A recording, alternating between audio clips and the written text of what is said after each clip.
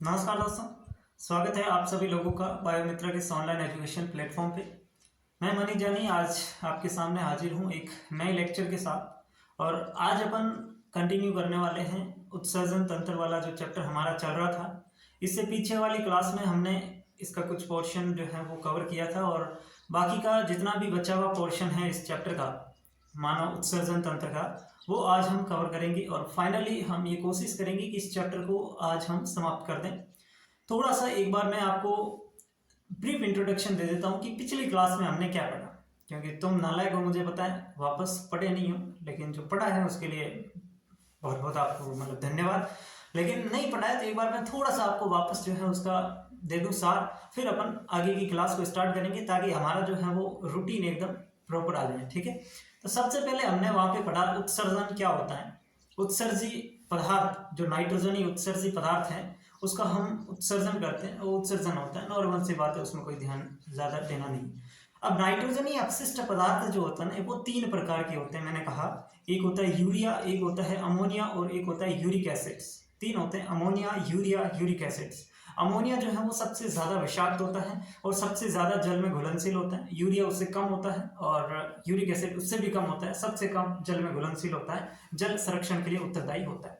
फिर हमने कहा इन्हीं तीनों नाइट्रोजनी अपशिष्ट पदार्थों के आधार पर हम जीवों को तीन भागों में बांटेंगे। एक अमोनोटेलिक जो अमोनिया का उत्सर्जन करते हैं, यूरियोटेलिक जो यूरिया का उत्सर्जन करते हैं, और यूरिकोटेलिक जो यूरिक एसिड्स का उत्सर्जन करते हैं। ठीक, ये भी समझ लिया। उसके बाद में हमने देखा कि विभिन्न कौन कौन से जीव अमोनोटेलिक हैं। तो जितने भी जीव जो जल के अंदर हैं, जैसे कि स्पंज है, निडेरियंस है, ठीक है, उसके अलावा जलीय ऑर्थ्रोपोड्स हैं, जलीय मोलस्क हैं, है ना, और अस्थिल मछलियां हैं, मेढक का जो टेडपोल लार्वा है, वो सारे के सारे आपके उसमें आ गए यहाँ पे। उसके बाद मैंने बात की यूरियोटेलिक की, तो उसमें जो आपकी उपास्थिल मछलियां हैं, आपके मैमल्स हैं, आपका वैश्क मेढक है, वो आपका किस में आ जाएगा, यूरियोटेलिक में। और यूरिकोटेलिक में आपके रेप्टाइल्स यानी कि सरीसृप वर्ग जो है और एवीज जो होते हैं पक्षी वर्ग, वो आपके किस में आ जाएंगे, वो आ जाएंगे यूरिकोटेलिक में।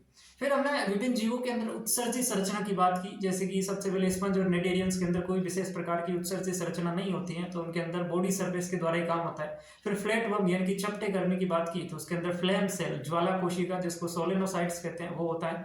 उसके बाद एसके हेलमिंथीज यानी कि जो राउंड वर्म है, गोल कर्मी है, उसके अंदर रिनट सेल पाई जाती है, एचसेप्ट। उसके बाद मैंने बात की कि इसके जो बाद में एनिलिडा के अंदर जो है वो नेफ्रीडिया पाए जाते हैं, और नेफ्रीडिया के अंदर भी केंचुए के अंदर क्लोरेगोजन सेल्स एक्स्ट्रा पाए जाती हैं। वहीं अगर हम बात करें बिच्छू की, स्कॉर्पियन की, तो वहाँ पे बोट्रीडाइल टिश्यू हमको मिलता है। उसके बाद ऑर्थोपोडा के अंदर बात करें तो वहाँ पे जितने भी जलीय ऑर्थोपोड्स हैं, जिसके क्रस्टेशियंस अपन कहते हैं, प्रोन है, एस्टेकस वगैरह हैं, तो उसके अंदर जो है आपका ग्रीन ग्लैंड या एंटीनरी ग्लैंड मिलेगा। उसके बाद में जितने भी इंसेक्ट हैं उसके अंदर मेलपिगियन ट्यूब्यूल्स या मेलपिगियन नलिका पाई जाती है, और बिच्छू वगैरह जो होते हैं उसके अंदर कॉक्सल ग्लैंड पाए जाते हैं। उसके बाद मोलस्का की बात की, उसके अंदर किडनी सेक पाए जाते हैं, जिसको केबर्स ऑर्गन या ब्रेजनस ऑर्गन कहा जाता है। इकाइनोडर्मेटा के अंदर ट्यूब फिट होती है, और हेमिकोडेटा के अंदर प्रोबोसिस यानी कि सुंड के द्वारा करते हैं।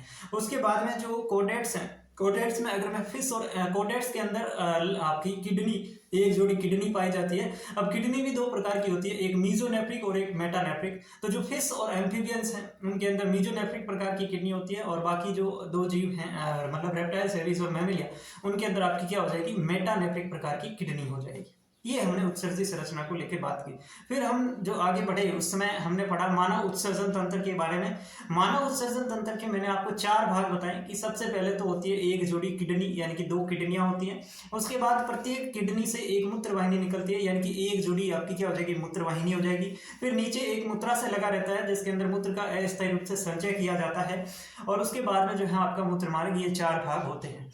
अगर मैं बात करूं मूत्रवाहिनी की, तो इसकी आंतरिक जो भित्ति होती है वो अंतर्वती उपकला से निर्मित होती है। मूत्राशय एक पेशीय संरचना होती है, इनके बारे में ज्यादा नहीं जानना। हमने किडनी की बात की थी, किडनी क्या होती है उसके बारे में मैंने बता दिया कि किडनी संख्या में 2 होती है। किडनी के ऊपर अधिवृक्क ग्रंथि होती है, और किडनी जो होती है, किडनी के अंदर जो है एक आपका भाग जो होता है वो कॉर्टेक्स होता है, एक नेफ्रॉन होता है। ये पार्ट्स हमने बात की। इसके ऊपर जो आवरण पाया जाता है बाहर की तरफ, उसको पेरिटोनियम मेम्ब्रेन कहा जाता है। ये बात की। फिर हमने कहा कि किडनी की जो संरचनात्मक और क्रियात्मक इकाई होती है उसको अपन नेफ्रॉन कहते हैं, और नेफ्रॉन जो होता है फिर हमने उसकी संरचना देखी। नेफ्रॉन के अंदर जो भाग हमने देखे, सबसे पहले बोमेन कैप्सूल देखा, उसके अंदर 2 layer, parietal layer, visceral layer, उसके अंदर ग्लोमेरुलस या केशिका गुच्छ पाया जाता है। उसके नीचे अपन जाए तो वहां पे पीसीटी यानी कि समयस्थ कुंडलित नलिका मिलेगी। उसके नीचे जाए तो हेनले के लूप की अवरोही भुजा, फिर ऊपर वापस चढ़े तो आरोही भुजा, फिर डीसीटी आती है, फिर संग्राहक नलिका आती है। संग्राहक नलिका जिसको डक्ट ऑफ बेलिनी भी कहा जाता है, ये एक एकल नेफ्रॉन का भाग नहीं होता है, कई सारे निकटवर्ती नेफ्रॉन इसे साझा करते हैं। फिर हमने, अगर मैं दोबारा से इसका एक एक थोड़ा शॉर्ट में इंट्रोडक्शन दूं तो सबसे पहले बोमेन कैप्सूल जो होता है उसके अंदर जो है आपकी रक्त निस्यंदन की प्रक्रिया संपादित होती है, जो अभी अपन पढ़ने वाले। फिर पीसीटी के अंदर जो है सर्वाधिक पुनर्अवशोषण अगर कहीं पे होता है तो वो पीसीटी के अंदर होता है, और ये ब्रश बॉर्डर्ड एपिथेलियम होती है, सिंपल क्यूबोइडल एपिथेलियम इसके अंदर पाया जाता है। फिर हमने हेनले के लूप की अवरोही भुजा और आरोही भुजा की बात की, एक जल के लिए पारगम्य, एक विद्युत अपघटों के लिए पारगम्य। और डीसीटी जो होती है वो वैकल्पिक पुनर्अवशोषण स्थल होता है, जबकि हेनले का लूप न्यूनतम पुनर्अवशोषण स्थल होता है, जबकि पीसीटी सर्वाधिक पुनर्अवशोषण स्थल होता है।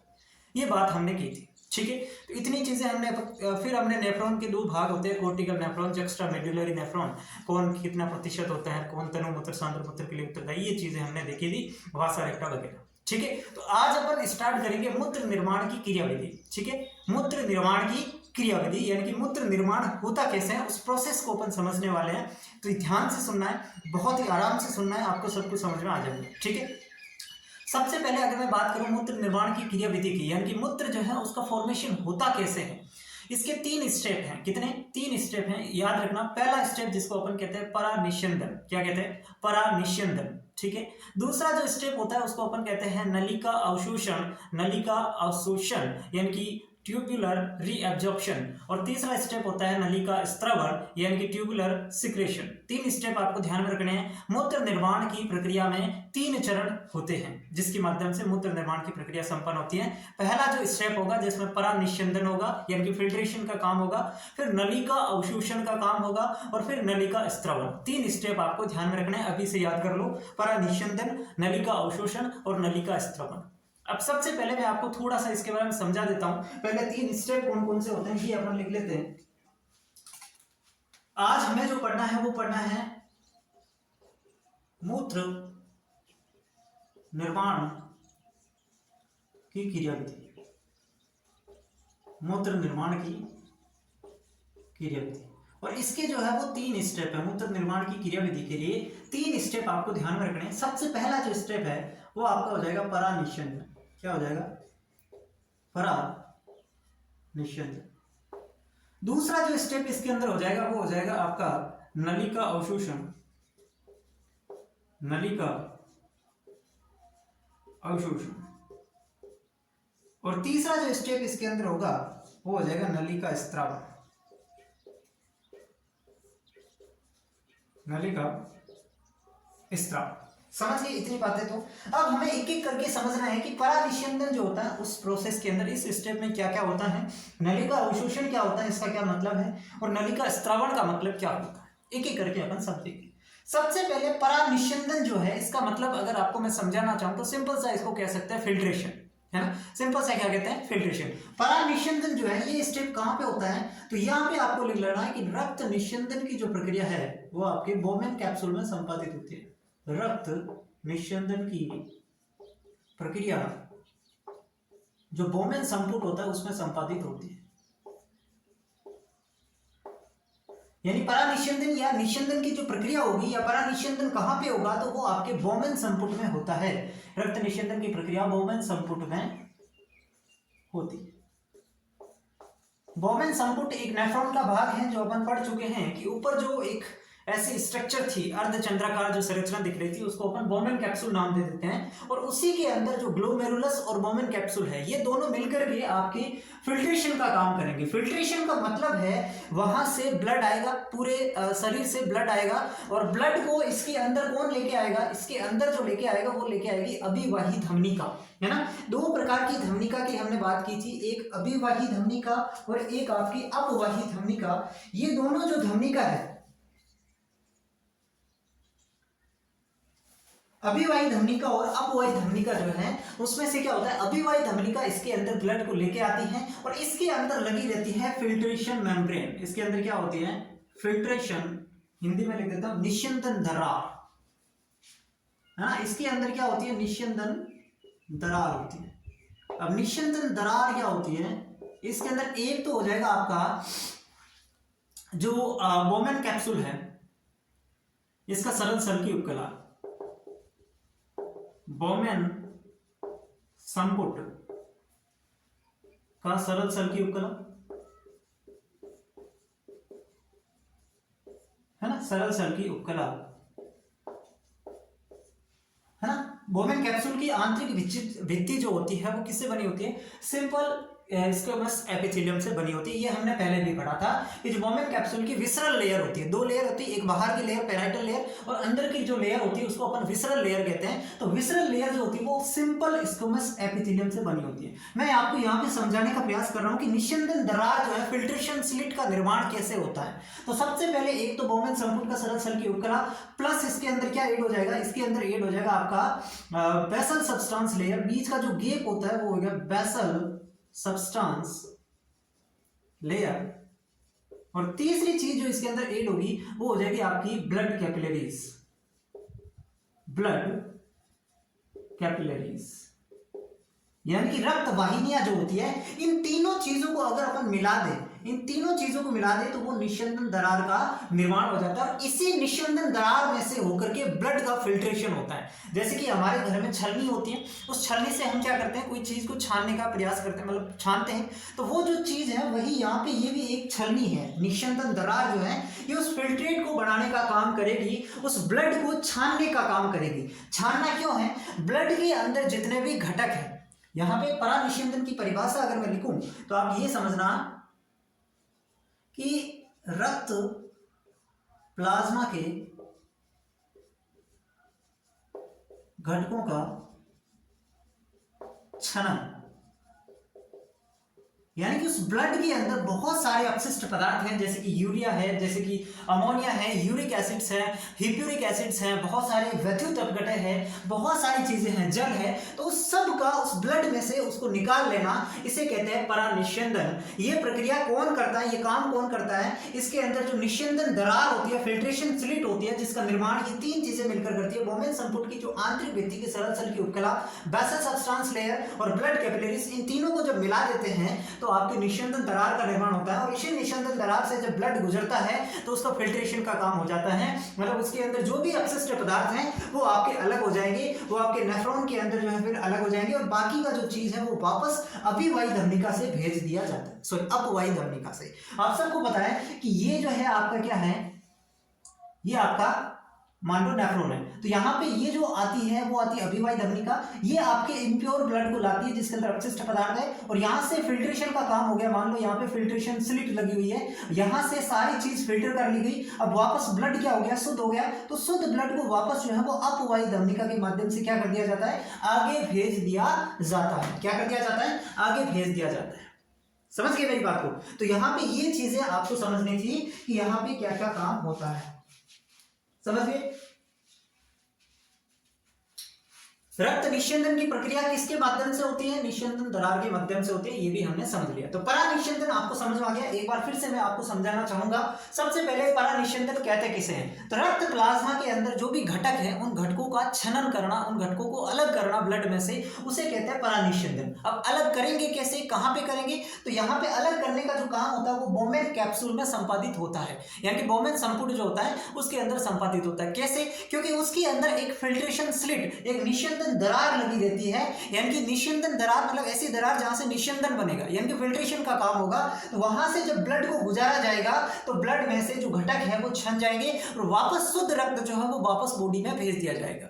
तो जो पूरी बॉडी से ब्लड आता है वो आता है अभिवाही धमनिका के माध्यम से, और ब्लड जाता है अपवाही धमनिका के माध्यम से। ठीक है, ये चीज आपको समझनी है। अब फिल्ट्रेशन स्लिट का निर्माण कौन कौन से करके मिलके करते हैं, तो ये आपको यहाँ पे लिखा दिया गया है। ये जो तीन चीजें ये मिलकर के फिल्ट्रेशन स्लिट का निर्माण करती है। अब अगला जो स्टेप आता है वो आता है अपना नलिका अवशोषण। नलिका अवशोषण क्या होता है, अब यहाँ पे जो निस्यंद बना, यानी कि फिल्टर, जो फिल्टर आपने चीज कर ली ना ब्लड के अलावा जो हमारे पास बना, उसको अपन कहते हैं निश्चिंद, फिल्ट्रेट। अब वो जो निश्चिंद बना ना, वो बहुत ज्यादा मात्रा में बन गया, बहुत ज्यादा मात्रा में बन गया, और उस पूरे निश्चिंद पूरा का पूरा वो वेस्ट नहीं है ना। तो यहाँ पे ऐसे लिखेंगे, निश्चिंद में से, निश्चिंद यानी कि इसको फिल्ट्रेट बोलते हैं, निश्चिंद में से उपयोगी पदार्थों का पुनः अवशोषण कर, इसे कहते हैं नलिका अवशोषण। नलिका अवशोषण यानी कि जो निश्चिंद हमारा बना, उस निश्चिंद में सारी के सारे अपशिष्ट चीजें नहीं है, जब फिल्टर उसको किया गया तो उसमें ऐसी बहुत सारी चीजें आ गई जो हमारे काम की है, वो भी इस फिल्ट्रेट के अंदर आ गई, वो भी इस निश्चिंद के अंदर आ गई। तो उन चीजों को वापस से रीअब्सॉर्ब करना पड़ेगा, वापस से हमारी बॉडी में लाना पड़ेगा, और इसलिए इस प्रक्रिया का नाम दे दिया जाता है नलिका अवशोषण। और ये जो कार्य किया जाता है, ये कार्य किया जाता है नेफ्रॉन के अंदर जो नली के भाग होते हैं, जैसे कि आपके पीसीटी है, आपकी डीसीटी है, आपकी हेनले का लूप है, आपकी संग्राहक नलिका है, ये चारों के चारों भाग मिलकर के नलिका अवशोषण की प्रक्रिया में भाग लेते हैं। जबकि आपसे पूछ रहे परानिस्यंदन की प्रक्रिया में सिर्फ और सिर्फ बोमेन कैप्सूल या ग्लोमेरुलस भाग लेता है, जबकि नलिका अवशोषण की प्रक्रिया में आपकी पीसीटी यानी कि समयपस्थ कुंडली नलिका, डीसीटी और आपका हेनले का लूप और संग्राहक नलिका, ये सारे के सारे भाग लेते हैं। और नलिका स्त्रावण की जब बात करूंगा उस समय भी मैं आपको बताऊंगा कि इसके अंदर भी चारों के चारों यानी कि पीसीटी, डीसीटी, हेनले का लूप और आपका संग्राहक नलिका जो है वो चारों के चारों इसमें भी भाग लेते हैं। समझ गए मेरी बात को? तो नलिका अवशोषण अभी हम पढ़ेंगे कि कौन सा पीसीटी के अंदर कौन से पदार्थों का, कौन से विद्युत अपघटों का वापस अवशोषण किया जाता है, कितना प्रतिशत किया जाता है, किस विधि के द्वारा किया जाता है, ये भी मैं बात करूंगा। लेकिन अभी हमें समझना है कि नलिका अवशोषण होता क्या है, जो कि हमें समझ में आ रहा है कि निश्चिंद जो है उसमें से उपयोगी पदार्थों को वापस अवशोषित करने की जो प्रक्रिया होती है उसे नलिका अवशोषण कहा जाता है। ठीक है, अब यहाँ पे मतलब वापस क्यों? क्योंकि प्रतिदिन लगभग 180 लीटर निश्चिंद बनता है ना? प्रतिदिन 180 लीटर निश्चिंद बनता है,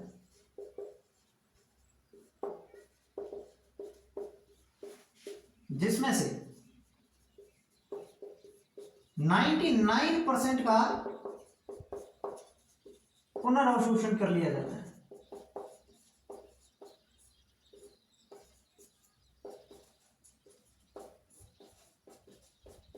है ना? 180 लीटर। क्या आप दिन के अंदर 180 लीटर मूत्र त्यागते हैं? नहीं, 180 लीटर मूत्र थोड़ी त्यागते भाई, मैक्सिमम अपन कितना त्यागते हैं? 2 से 3 लीटर, है ना? तो यहाँ पे 180 लीटर निश्चिंद बनता है ना? तो इसमें से 99% का वापस क्या कर लिया जाता है? रीअब्जॉर्प्शन कर लिया जाता है, वापस अवशोषित कर लिया जाता है, क्योंकि इसके अंदर बहुत सारी काम की चीजें होती है, मैक्सिमम जल होता है। अब आप कहेंगे सर 180 लीटर कैसे? तो पूरे दिन का है, वापस वो रोटेशन के अंदर आता रहता है ना, तो इसलिए 180 लीटर बन जाता है। अब आता है अगला स्टेप, नलिका स्त्रावण। ये क्या होता है सर? नलिका स्त्रावण। अब ध्यान से समझना, इसके अंदर क्या हुआ? सबसे पहले ब्लड को फिल्टर किया, ब्लड को फिल्टर करके वापस भेज दिया, और इसके अंदर बाकी जो बचा उसको हमने निश्चिंद कह दिया। अब ये जो निश्चिंद है इसमें से भी उपयोगी पदार्थों को पुनः अवशोषित कर लिया, वो नलिका अवशोषण कह लिया। तो नलिका स्त्रावण क्या होगा? जो ब्लड को फिल्टर करने के बाद ब्लड वापस बॉडी में भेज दिया गया, जो ब्लड वापस बॉडी में भेज दिया गया, उसके अंदर कुछ अपशिष्ट पदार्थ वहां पे रह गए, यानी कि वो एकदम अच्छे तरीके से, पूरी तरीके से, बढ़िया तरीके से फिल्टर नहीं हो पाया, उसके अंदर अभी भी कुछ जो है अपशिष्ट पदार्थ बचे हुए रह गए, और इस वजह से जो अपशिष्ट पदार्थ वहां पे बचे हुए रह गए उनको वापस से नलिकाओं के माध्यम से, और नलिका कौन सी? वही नलिका आपकी पीसीटी, डीसीटी, हेनले का लूप, ये क्या करती है? उनमें से उनको वापस जो है वहां पे रोक करके वापस उस निश्चिंद में डालने का काम करती है। वापस से उस निश्चिंद के अंदर जो अपशिष्ट पदार्थ बचे हुए थे उनको निश्चिंद के अंदर डालने का काम करती है, यानी कि जो अपशिष्ट चीजें हैं वो निश्चिंद में आ जाए, और निश्चिंद में से उपयोगी चीजें पुनः अवशोषित हो जाए। सारा काम एकदम परफेक्टली यहाँ पे हो रहा है, ये आपको ध्यान से समझना है। तो नलिका स्त्रावण क्या है आप समझ गए होंगे।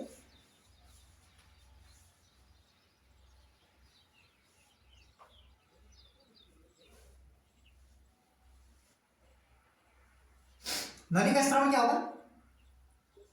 रक्त क्षरण प्रक्रिया के पश्चात, रक्त क्षरण प्रक्रिया के पश्चात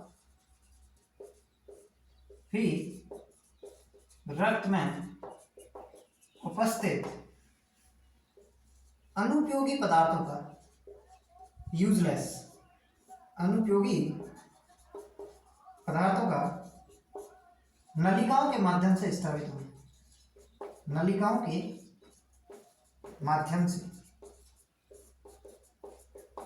निश्यंद फिल्ट्रेट, निश्यंद में स्रावित होना, इसे कहते हैं नलिका स्राव। ठीक है, ये पूरा मूत्र निर्माण की क्रियाविधि है। यहां से आपको एक एक चीज समझनी है। ठीक है, नलिका स्रावण आपको समझ आ गया कि ब्लड के फिल्ट्रेशन के पश्चात भी उसके अंदर कुछ पदार्थ बच जाते हैं, तो उनको वापस से नलिका क्या करती है, उस निस्यंदन के अंदर डालती रहती है, सिक्रीट करती रहती है, उसे कहते हैं नलिका स्रावण। तो पूरा प्रोसेस मूत्र निर्माण की क्रियाविधि का आपको समझ में आना चाहिए। सबसे पहले इसका स्क्रीनशॉट ले लो, फिर मैं आपको समझा दूंगा। ले लो, एक बार फिर से मैं कोशिश करता हूं कि आपको समझ में आए। मूत्र निर्माण की प्रक्रिया के 3 स्टेप है, 3 चरण है, परानिस्यंदन, नलिका अवशोषण, नलिका स्रावण। सबसे पहले जो बॉडी के अंदर ब्लड बह रहा है, सर्कुलेट हो रहा है पूरी बॉडी के अंदर, उस ब्लड को जो है वो आपके डाला जाएगा पश्च महाशिरा में। यानी कि जब हमने उत्सर्जन तंत्र का डायग्राम देखा तो वहां पे 2 बड़े बड़े पाइप थे, एक पश्च महाधमनी, एक पश्च महाशिरा।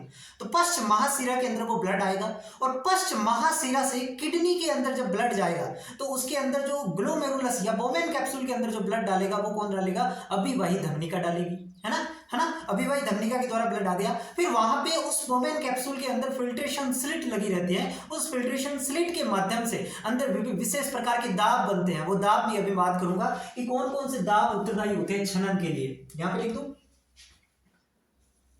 छनन हेतु उत्तरदायी दाब, छनन हेतु उत्तरदायी दाब। कौन कौन से दाब होते हैं, तो एक इसमें होता है BCOP, BCOP, एक इसके अंदर होता है CCP, एक होता है CHP, सॉरी एक होता है GBHP और एक होता है CHP। ये 3 प्रकार के दाब भी इसके अंदर काम करते हैं। किसके अंदर, जो आपका ग्लोमेरुलस और बोमेन कैप्सूल होता है ना, वहां पे ये 3 विशेष प्रकार के दाब भी काम करते हैं। कैसे, क्योंकि जो अभिवाही धमनिका उसका व्यास तो होता है ज्यादा और अपवाही धमनिका होता है व्यास कम, तो वहां से तो ब्लड आ रहा फुल, इसमें जा रहा कम, तो अंदर एक प्रेशर का निर्माण होता है ना। तो वो कौन कौन से प्रेशर बनते हैं, एक BCOP, एक GBHP और एक CHP। अब इनकी फुल फॉर्म लिखना चाहो तो लिख लो। जैसे कि BCOP की अगर मैं बात करूं तो इसका हो जाएगा blood colloidal osmotic pressure, blood colloidal osmotic pressure. CHP की बात करूं तो कैप्सुलर हाइड्रोस्टैटिक प्रेशर और GBHP के अंदर ग्लोमेरुलस ब्लड हाइपोस्टैटिक प्रेशर।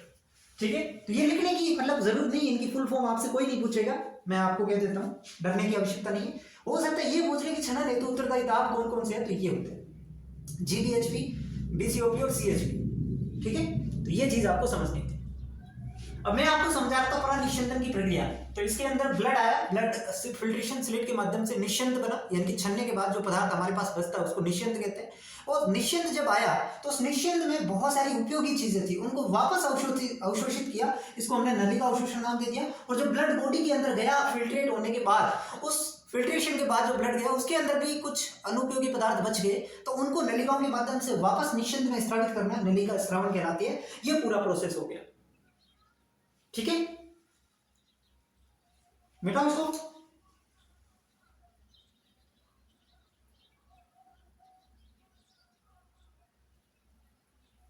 एक चीज अच्छा और लिख लो कि नेट फिल्ट्रेशन प्रेशर कैसे निकालेंगे, है ना। यहां पे तुम्हें ऊपर आपसे पूछ ले कि नेट फिल्ट्रेशन प्रेशर कैसे निकालेंगे। नेट फिल्ट्रेशन प्रेशर तो वो निकालेंगे आपका GBHP minus BCOP plus CHP। ये इससे नेट प्रेशर निकलता है। नेट प्रेशर कैसे निकलेगा, GBHP minus BCOP plus CHP, और जो आएगा ना इसका मान जो आएगा वो 10 mmHg आएगा, है ना। गोइटन जो थ्योरी है उसके अंदर ये बहुत मैं डीप चला जाऊं तो ये चीजें आती है कि नेट फिल्ट्रेशन प्रेशर कैसे निकालते हैं। तो इसका और इन दोनों का योग माइनस करेंगे तो नेट फिल्ट्रेशन प्रेशर आएगा, और गोइटन थ्योरी के अनुसार ये नेट फिल्ट्रेशन प्रेशर आपका 10 mm ऑफ Hg आएगा। कितना आएगा? 10 mm ऑफ Hg आएगा, जो मोस्ट एक्सेप्टेड है वो मैं आपको बता रहा हूँ। तो ये भी लिख लेना साइड में कि छनन हेतु उत्तरदायी दाब जो है ये हो जाएंगे। नेट फिल्ट्रेशन प्रेशर कैसे निकालेंगे? GPHP minus BCOP plus CHP, और गोइटन थ्योरी के अनुसार 10 mm ऑफ Hg जो है इसका आंसर आ जाएगा। जब इसको कैलकुलेट करेंगे ना, इसका मान 60 मानेंगे, इसका कुछ मानेंगे 30 20 मानेंगे, तो आपका 10 आंसर आ जाएगा। ठीक है, लिख लो इसको। अब हमें ये पढ़ना है कि जो नलिका अवशोषण होता है, उस नलिका अवशोषण के दौरान पीसीटी के अंदर किस किस का अवशोषण होता है ना, डीसीटी में किस किस का अवशोषण होता है, हेनले के रूप में किस किस का अवशोषण होता है, ये चीज हमें देखनी है। तो अब हमें क्या पढ़ना है? हमें पढ़ना है नलिका अवशोषण वापस से। क्यों, क्या चीज बताऊंगा मैं कि पीसीटी के अंदर किसका वापस रीअब्जॉर्प्शन होगा, डीसीटी में किसका होगा, हेनले के रूप में किसका होगा, कितना प्रतिशत होगा, किस विधि के द्वारा वापस एब्जॉर्प्शन होगा, ये सारी चीजें अपन अभी देखने वाले हैं। इसको आप स्क्रीनशॉट ले लो, फिर मैं आपको बताऊंगा।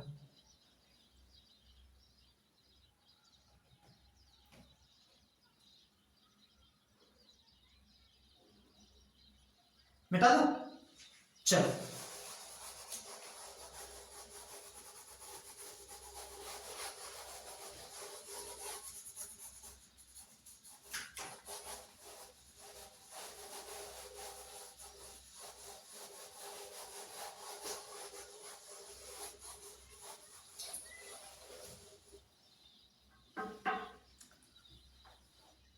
अपन पढ़ रहे हैं नलिका अवशोषण।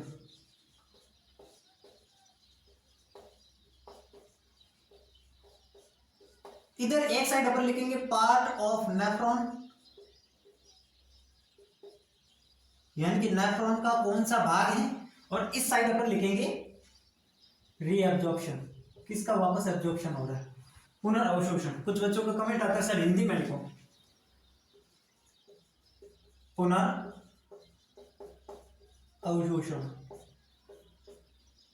ठीक, ये चीज हमें देखनी है।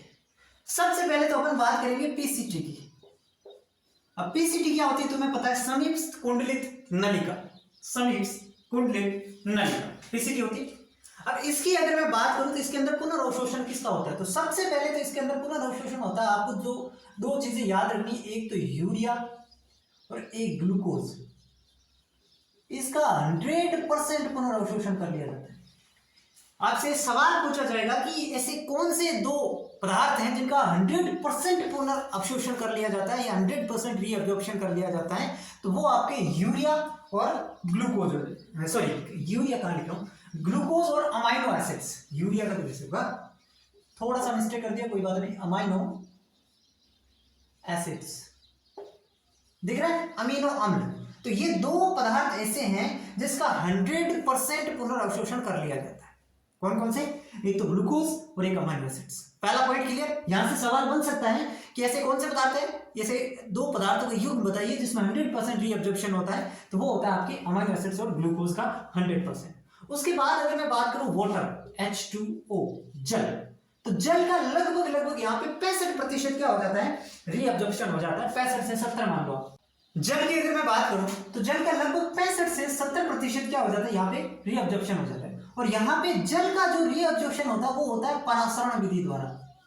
किसके द्वारा? परासरण विधि द्वारा। परासरण विधि द्वारा। किस विधि द्वारा? परासरण की विधि द्वारा जल का 65 से 70% पीसीटी के अंदर क्या हो जाता है, रीअब्जॉर्प्शन हो जाता है।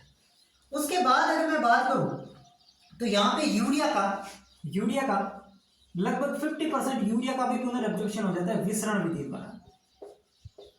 ठीक है, विसरण कोई अपन निष्क्रिय विधि कह सकते हैं, इसको अपन निष्क्रिय विधि कह सकते हैं, तो कंफ्यूज होना नहीं, विसरणीय विधि। अब कुछ वैद्युत अपघटय होते हैं, वैद्युत अपघटय समझते हैं, Na+ है, Cl- है, ये जो आयंस होते हैं उनका भी यहाँ पे रीअब्जॉर्प्शन होता है। जैसे कि मैं बात करूं Na+ की या K+ की, Na+ का भी यहाँ पे लगभग 65% रीअब्जॉर्प्शन हो जाता है, K+ का भी 65% रीअब्जॉर्प्शन हो जाता है, लेकिन दोनों का होता है अलग अलग विधि द्वारा। अगर मैं बात करूं Na+ की, तो Na+ का तो होता है यहाँ पे सक्रिय विधि के द्वारा, जबकि अगर मैं बात करूं Cl- का, तो ये होता है निष्क्रिय विधि द्वारा। निष्क्रिय विधि या विसरण एक ही बात है, निष्क्रिय विधि द्वारा। समझ गए मेरी बात को? तो ये मुख्य चीजें हमें जाननी थी। इसके अलावा क्लोराइड Cl माइनस, इसका भी 50% हो जाता है। कौन सी? निष्क्रिय विधि के द्वारा ही होता है, सिंपल। ठीक है, चलो ये हो गई अपनी पीसीटी की बात। अब अगर मैं बात करूं हेनले के लूप की, 2 नंबर पे आता है हेनले का लूप। हेनले के लूप के अंदर 2 चीजें हैं। एक तो है इसके अंदर अवरोही भुजा, एक अंदर इसके अंदर क्या होती है? अवरोही भुजा। अगर मैं बात करूं अवरोही भुजा की, तो ये केवल जल के लिए पारगम्य होती है, केवल जल के लिए पारगम्य होती है 10 से 15%। ये चीज हम पहले भी पढ़ चुके हैं, लेकिन यहाँ पे फिर से पढ़ रहे हैं अवरोही भुजा। और आरोही भुजा किसके लिए पारगम्य होती है? वैद्युत अपघटों के लिए, यानी कि यहाँ पे केवल वैद्युत अपघटों का पुनर्अवशोषण होगा। जैसे कि Na+ है, Cl- है, तो यहाँ पे अगर अपन देखें Na+, Cl- और यहाँ पे हो जाएगा SiO3-। SiO3- का एब्जॉर्प्शन यहाँ पे भी होता है, ये लिख रहे हैं, ठीक है। Na+ का कितना परसेंट होता है? 10 से 20%। Cl- का लगभग 35% और SiO3- का 10%। ठीक है, विधि ऊपर वाली सेम है। Cl- है तो इसके अंदर निष्क्रिय विधि होगी, Na+ है सक्रिय विधि होगी, SiO3- है सुसाध्य विधि होगी, है ना, सुसाध्य। तो विधि ऊपर वाली सेम रहेगी, उसमें विधि में कोई चेंज नहीं होगा कि किस विधि के द्वारा रीएब्जॉर्प्शन होगा, बस परसेंटेज का अंतर बदल जाएगा। अवरोही भुजा केवल जल के लिए, आरोही भुजा वैद्युत अपघटों के लिए। तो ये सारे वैद्युत अपघट हैं, Na+, Cl-, SiO3-, यानी कि ये बाइकार्बोनेट आयन, ये सारे के सारे क्या होते हैं? आपके वैद्युत अपघट होते हैं। ठीक है, समझ पा रहे हो इतनी बातें? नॉर्मल सी, ये थोड़ा सा आंकड़ा आपको याद करना पड़ सकता है, बाकी डिफिकल्ट चीज नहीं है। 2-3 बार आप देखोगे तो आपको समझ आ जाएगा। ये हमने बात कर ली पीसीटी और हेनले के लूप की, है ना, पीसीटी और हेनले के लूप की। अब एक चीज याद रखना, पीसीटी के अंदर जो फिल्ट्रेट होता है ना, फिल्ट्रेट की प्रकृति कैसी होती है? समपरासरी, समपरासरी। दिख रहा है ना आपको सही से? समपरासरी, फिल्ट्रेट की प्रकृति यहां पे समपरासरी होती है, ये आपको याद रखना। ठीक है, मिटाओ इसको। अब अपन बात करते हैं डीसीटी और हेनले के लूप की, इसका स्क्रीनशॉट ले लो। अब अपन को किसकी बात करनी है? डीसीटी और संग्राहक नलिका की। अच्छा, ऊपर वाला मिटा दिया क्या? कोई बात नहीं। अब अपन बात करें डीसीटी की, तो डीसीटी के अंदर जो है वो एडीएच हार्मोन के प्रभाव में, ये हम पहले पढ़ चुके हैं, जल का पुनर्अवशोषण होगा और एल्डोस्टेरोन हार्मोन के प्रभाव में Na+ का पुनर्अवशोषण होगा, Na+ का पुनर्अवशोषण होगा। एडीएच का पूरा नाम है anti diuretic hormone. Anti diuretic hormone, इसका क्या मतलब हुआ? एंटी डाईयूरेटिक हार्मोन का मतलब है ये जो हार्मोन है ये मूत्र निर्माण की प्रक्रिया को कम करता है, उसके अगेंस्ट होता है। एंटी का मतलब होता है अगेंस्ट, यानी कि ये मूत्र निर्माण की प्रक्रिया को कम करता है, एडीएच हार्मोन। इससे संबंधित आगे एक रोग भी आएगा, उस समय मैं आपको और अच्छे से समझाऊंगा इसको, लेकिन अभी इतना समझिए। डीसीटी के अंदर ये होता है, वही काम किसमें होता है? ये तीसरा नंबर, यही काम संग्राहक नलिका में होता है, यही काम संग्राहक नलिका में होता है। वापस ये चाहिए अपना सेम डिट्टो, है ना, कि एडीएच हार्मोन के प्रभाव में H2O और एल्डोस्टेरोन हार्मोन के प्रभाव में Na+ का पुनर्अवशोषण होता है। डीसीटी के अंदर जो फिल्ट्रेट होता है ना, वो होता है समपरासरी, इसके अंदर भी, और इसके अंदर फिल्ट्रेट हो जाएगा अतिपरासरी। तो ये प्रकृति याद रखना, आपसे पूछा जा सकता है कि फिल्ट्रेट की प्रकृति कौन से नलिका में कैसी होती है। ठीक है, समझ गए? समझ गए? चलो लिख लो इसको। अब 2 छोटे छोटे पॉइंट में आपको और बताना चाहूंगा। एक तो यहां पे लिख लो, है ना, नीचे जैसे नोट डाल के लिखना ना, कि काउंटर करंट मैकेनिज्म, हिंदी में इसको कहते हैं प्रतिधारा प्रवाह क्रिया विधि। प्रतिधारा प्रवाह क्रिया विधि।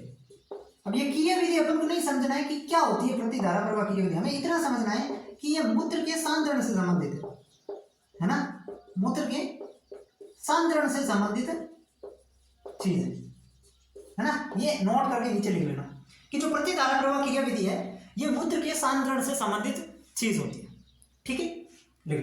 अब एक अपन पढ़ते हैं यूरिया साइकिल। वैसे तो वो मैंने बता दिया है यूरिया साइकिल, आप समझ जाओगे जैसे ही मैं बोलूंगा, लेकिन अपन एक बार देख लेते हैं। तो इसका आप स्क्रीनशॉट ले लो। अब अपन पढ़ लेते हैं यूरिया साइकिल। छोटा सा पार्ट है, कोई ज्यादा ऐसा नहीं है। यूरिया साइकिल, यूरिया साइकिल, और इसी को अपन कहते हैं ऑर्निथाइन साइकिल, ऑर्निथाइन साइकिल, और इसी को कहते हैं क्रेब हेंसलैंड साइकिल, क्रेब हेंसलैंड साइकिल। ये सारे इसी के नाम है। होता क्या है, कुछ भी नहीं है, कुछ भी नहीं है। यकृत में अमोनिया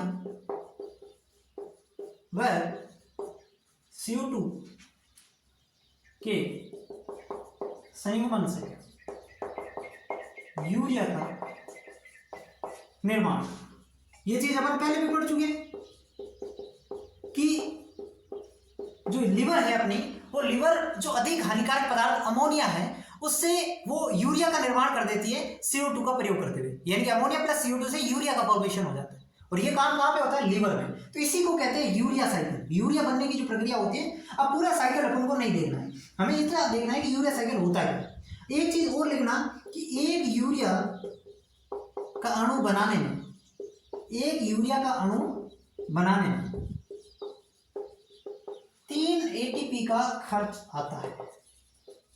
कितना, 3 ATP का खर्च आता है, यानी कि एक सिंगल यूरिया का अणु है उसको बनाने में लगभग 3 ATP का खर्चा आता है। ये चीज अपन को देखनी है, ठीक है, ठीक है। चल अब आगे मैं अगर बढ़ूं, ये तो अपन को समझ आ गया इतनी चीजें। अब अगला जो हमारा टॉपिक है वो है मूत्रण। तो ये अपन पहले ही पढ़ चुके हैं। मूत्रण क्या होता है, मूत्राशय से मूत्र के मुक्त होने की प्रक्रिया। ये कोई पढ़ाने लायक चीज नहीं है, लेकिन टॉपिक है तो ऐसे नहीं कि सर आपने छोड़ दिए। मूत्राशय, मूत्र के मुक्त होने की प्रक्रिया। अब मूत्राशय के अंदर 2 चीजें होती है, एक तो होती है डेंड्रूस मसल्स, डेंड्रूस मसल्स, और एक होती है आपकी अवरोधनी, है ना, 2 चीज होती है। तो मूत्रण करना है, यानी कि यहाँ पे आपका परानुकंपी तंत्रिका तंत्र काम करेगा। ये हम पहले भी पढ़ चुके हैं कि अगर मूत्रण की प्रक्रिया संपादन करनी है तो वहां पे परानुकंपी तंत्रिका तंत्र काम करेगा, और मूत्राशय में मूत्र के जमाव को प्रेरित करना है तो वहां पे अनुकंपी तंत्रिका तंत्र काम करेगा। तो मूत्रण में परानुकंपी तंत्रिका। अब वहां पे आप खुद पता था डेंड्रूस मसल्स में क्या होता है, अवरोधनी में क्या होता है। तो अवरोधनी क्या हो जाएगी, शिथिल हो जाएगी, रिलैक्स हो जाएगी, और इसमें आ जाएगा संकुचन। ये हम पढ़ भी चुके हैं। और जमाव प्रेरित करेंगे तो इस दोनों का आपस में उल्टा हो जाएगी। लिख लो इसको भी, लिख लो, लिख लो। चलो अब अगर मैं बात करूं तो मूत्र के बारे में कुछ फैक्ट है, उसकी बात कर लेता हूं। पहले इसका स्क्रीनशॉट ले लो आप, पहले इसका स्क्रीनशॉट ले लो, ठीक है।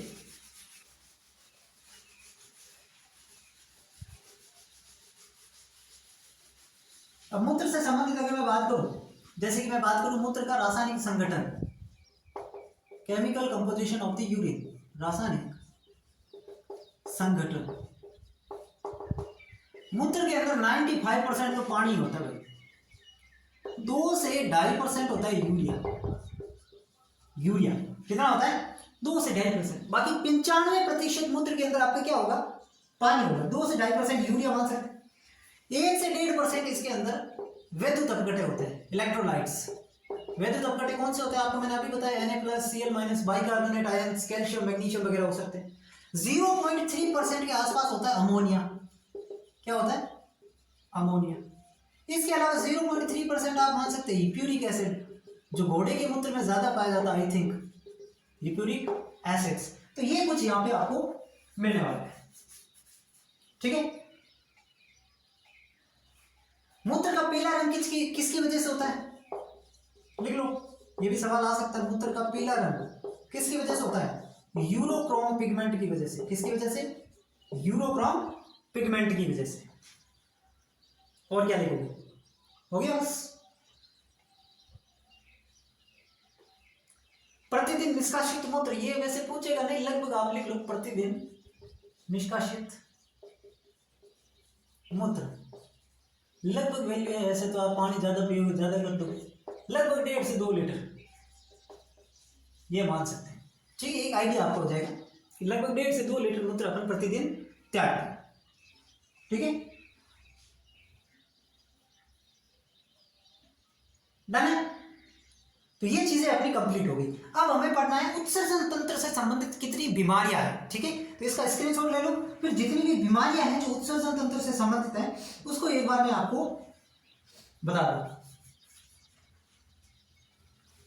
एक एक करके समझ लेंगे, उसको भी कोई ज्यादा दिक्कत वाली बात नहीं है। अब जो हमारा टॉपिक रहने वाला है वो है उत्सर्जन तंत्र से संबंधित बीमारियां। 5 बीमारियां हैं बस।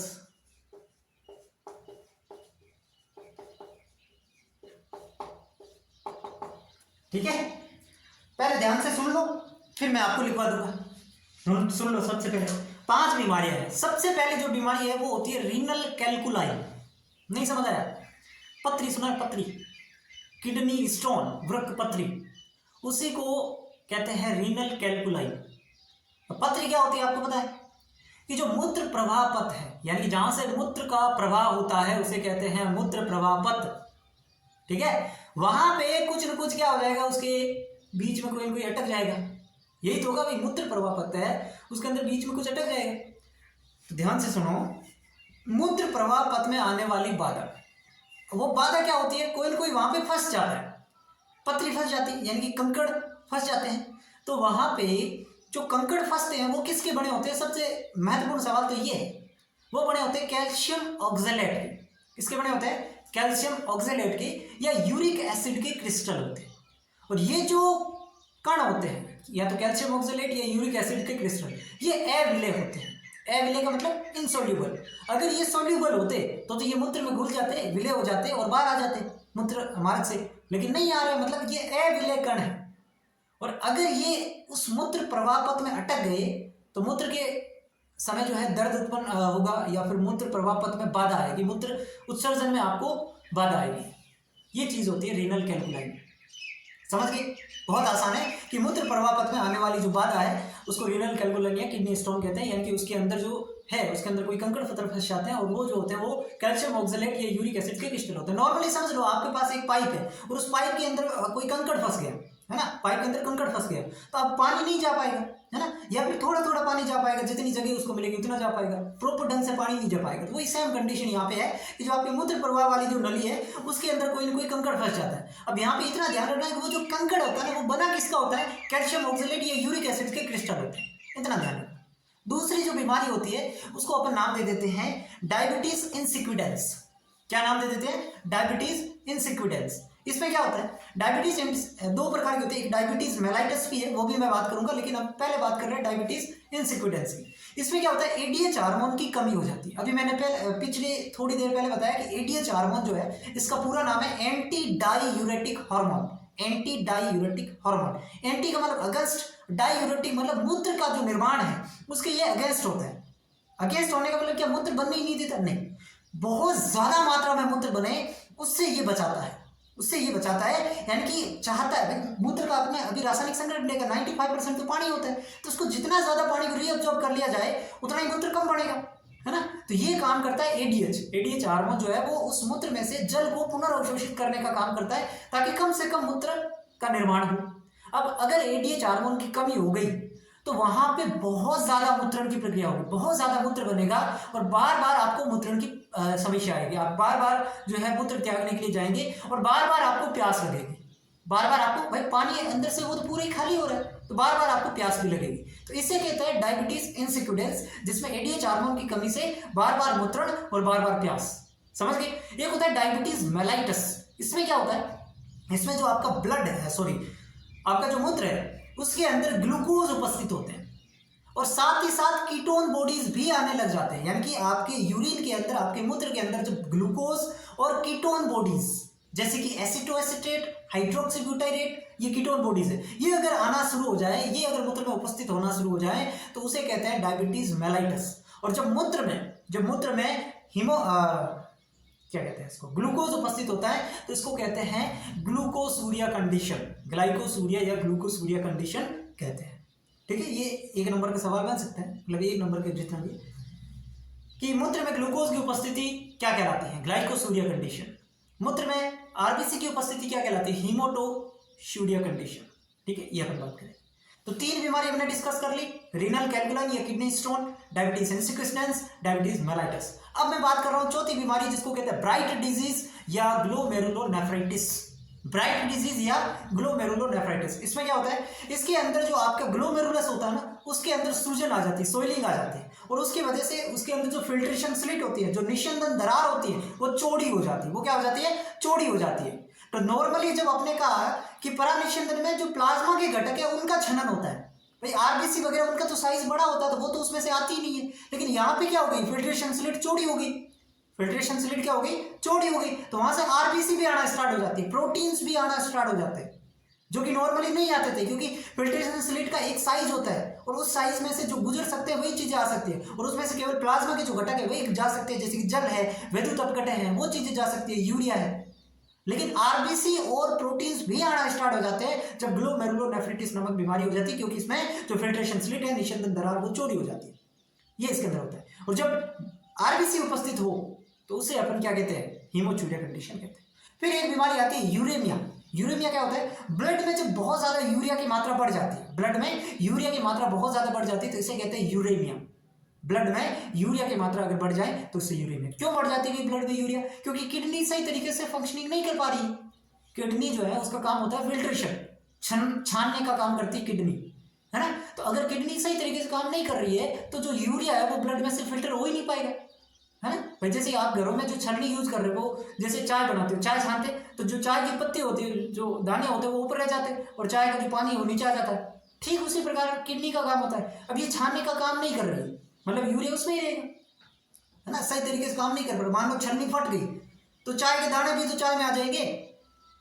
यही काम यहाँ पे किडनी का होता है। तो जब ब्लड में यूरिया की मात्रा बहुत ज्यादा यूरिया, अब उस ब्लड में से यूरिया को किडनी तो अलग नहीं कर पा रही है, तो उसके लिए कृत्रिम तकनीक का अपन जो है उपयोग करते हैं, उसको कहते हैं हीमोडायलिसिस, रक्त अपोवन, है ना। रक्त अपोहन क्या होता है? कृत्रिम तरीके से ब्लड में से यूरिया को निकालने की जो प्रक्रिया होती है उसको कृत्रिम अपोहन या हीमोडायलिसिस कहते हैं। ठीक है, एक एक करके अपन यहाँ पे लिखते हैं, सारी चीजें मैंने आपको समझा दी। ठीक है, पहली बीमारी हमारी कौन सी हो जाएगी?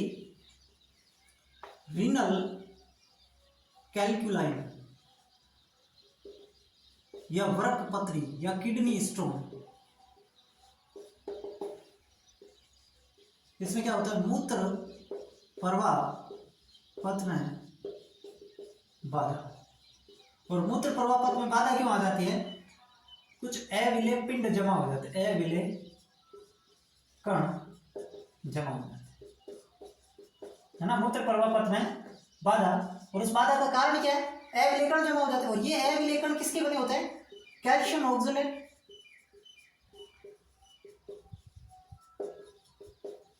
या फिर यूरिक एसिड के क्रिस्टल होते हैं। यूरिक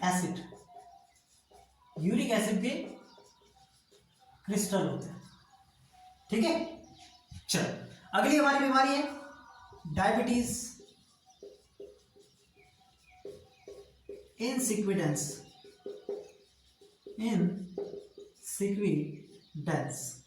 इसमें क्या होता है? एडीएच की कमी, जिसकी वजह से क्या होगा? बार बार मूत्रण और बार बार प्यास लगना। शॉर्ट में समझा रहा हूं क्योंकि मैंने आपको बता दिया। तीसरी बीमारी हो जाएगी डायबिटीज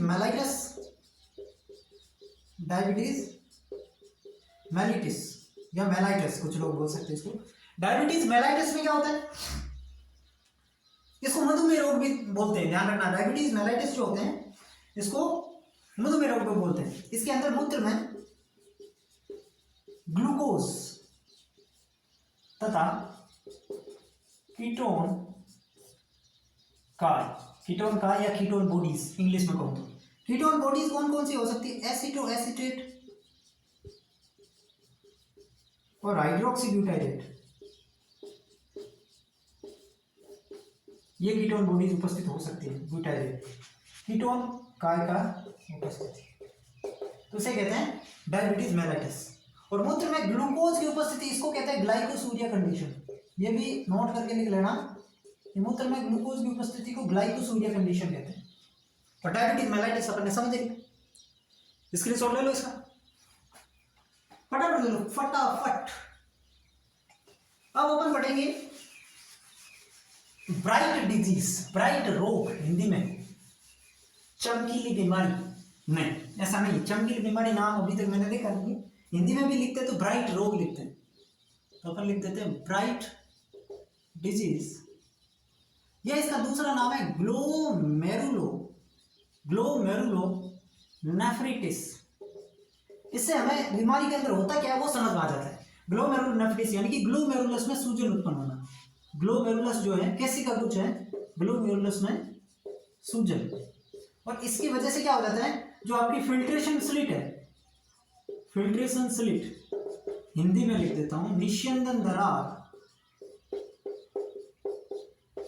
चौड़ी हो जाती है ना, चौड़ी हो जाती है। और इससे क्या होगा, मूत्र में आरबीसी व प्रोटीन की उपस्थिति, यानी वो भी इसके अंदर आ जाते हैं। और आरबीसी की उपस्थिति होती है, इसको हिमेटोसूरिया कंडीशन कहा जाता है, हिमेटोसूरिया। जैसे वहां ग्लाइकोसूरिया, यहाँ पे हिमेटोसूरिया कंडीशन कहा जाता है। ठीक है, नॉर्मल सी। ये कौन सी बीमारी होगी, चौथी, पांचवी हो जाएगी यूरेमिया। इसमें क्या होता है, ब्लड में यूरिया की अत्यधिक मात्रा। जब ब्लड में बहुत ज्यादा यूरिया की मात्रा होती है तो उसको यूरेमिया कहते हैं। और इसको प्राकृतिक तरीके से, कृत्रिम तरीके से अपन जो है ब्लड में से यूरिया को अलग करते हैं। यूरेमिया के उपचार हेतु प्रयुक्त जो तकनीक है उसको कहते हैं रक्त अपोहन, हीमोडायलिसिस। ठीक है, ये हो जाएगा हीमोडायलिसिस। ये थी टोटल उत्सर्जन तंत्र से संबंधित 4-5 बीमारियां जिसको अपन ने डिस्कस किया। यहाँ पे अपना चैप्टर होता है फिनिश। ठीक है, तो कैसा लगा आपको बता देना मुझे, और अगर पसंद आ रहा है तो शेयर करो यार, है ना। 100, 200, 300 लोग देख रहे हो, क्या मतलब, कुछ तो अगर मैं पढ़ा रहा हूँ तो औचित्य उसका बनना चाहिए। तो आप लोग शेयर करोगे, अगर आपको वास्तव में लग रहा है कि यहाँ पे कंटेंट अच्छा मिल रहा है तो शेयर करना, नहीं तो मेरे को भी गलतफहमी में रहोगी। तो आई थिंक अच्छा ही मिल रहा है, क्योंकि जो मेहनत कर रहा हूँ मैं आपके लिए वो मुझे पता है, और अगर आप ईमानदारी से देख रहे हैं तो आपको भी पता चल रही होगी। ठीक है, बाकी अगर कोई बच्चा टेस्ट सीरीज लेना चाहता है, ये मैं लास्ट में ऐड कर देना चाहता हूँ, तो वो आप ले सकते हैं माजिद एजुकेशन ऐप से। ठीक है, बहुत शानदार टेस्ट सीरीज है। जैसे ही चैप्टर यहाँ पे कंप्लीट होता है उसके जस्ट बाद 1 या 2 दिन हो सकते हैं कभी कभार आपका टेस्ट डाल दिया जाता है। जैसे ही आप चैप्टर करोगे, आप चैप्टर का रिवीजन कर लोगे और टेस्ट दे दोगे, तो आपका कॉन्फिडेंस लेवल यहाँ से यहाँ बहुत ऊपर। ठीक है, तो टेस्ट सीरीज आप जरूर ज्वाइन कर लेना। आपको उसका जो प्राइस है वो चुका करके आपको पछतावा कभी नहीं होने वाला, ये मैं गारंटी के साथ कह सकता हूँ। इतना आप विश्वास मेरे ऊपर कर सकते हैं, क्योंकि बहुत ईमानदारी से, बहुत मेहनत से मैंने टेस्ट सीरीज बनाई है। वो आप एक बार जरूर डेमो टेस्ट भी आप देख लेना। और सबसे महत्वपूर्ण बात, उसके नीचे वीडियो सॉल्यूशन है। जैसे ही आप टेस्ट दोगे, टेस्ट का वीडियो सॉल्यूशन, और उस वीडियो सॉल्यूशन को जब आप देखोगे तो आपको समझ आ जाएगा पूरा चैप्टर वहां पे रिवाइज हो रहा है फिर से। ठीक है, तो जरूर ज्वाइन कर लेना। आज की क्लास में इतना ही रखते हैं, नेक्स्ट क्लास में अपन आएंगे एक नए चैप्टर के साथ। तब तक के लिए आप पढ़ते रहिए। धन्यवाद, मिलते हैं अगली क्लास में।